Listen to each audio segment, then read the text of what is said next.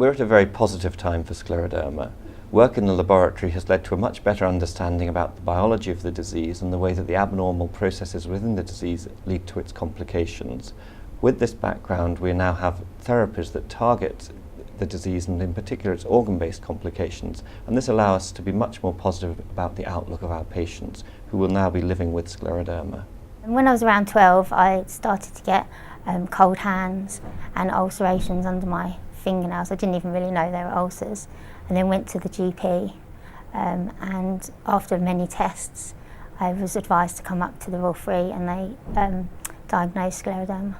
It continued really by hardening of the skin, more tightening all over really of the skin, and then it started to affect my swallowing, my esophagus, but after some different tests and procedures that helped. I think by focusing on what I can do rather than what I can't. I think if I think too much about what I used to be like or what I used to be able to do, it really would torture me. I used to be a champion marathon runner, for example, and I keep myself very fit now, but I can't run. I used to be able to drive no problem, I used to be able to do all these things, but I think it's just accepting that this is the way your life is now and adapting to it. And my motto that I've worked out over the years through sort of blood, sweat and tears is accept, adapt and carry on. And you can just adapt and carry on, but I've discovered that unless you accept it, then you're just asking for trouble. You feel really bitter sometimes, and I think now you just have to say, well, fine, okay, I can't do these things, but look at all these things that I can do. I was leading my life to the medication and letting what was wrong with me lead my life. And I thought, no, I've got to get off this. So it was like, yeah, take your medication, go out, do things, not sit and feel that you're alone. You're not alone. And if you're frightened and things like that, you have got backup. You've got people that you can phone. And the Raynaud's and Scleroderma Association is very helpful. There's always someone there to sort of give you advice and support.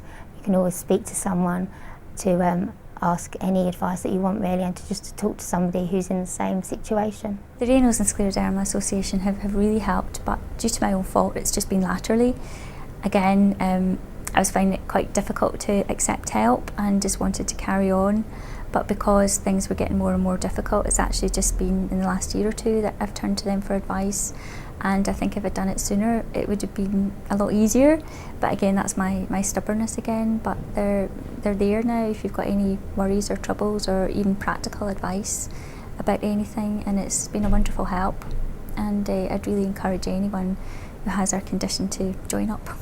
I think it helps a lot to meet other people who have got the same condition as you, just so that you don't feel you're alone. Don't be frightened. Don't think you're going mad because you keep getting told there's nothing wrong to start with. Just take it as it comes. I think my aim, as I say, has always been to carry on as normal, and sometimes that makes me go overboard. At the moment my life's going well really. I've got a full-time job which I really enjoy, and everyone's supportive, and I got engaged a year ago, and I'm getting married in a couple of months, so that should be good.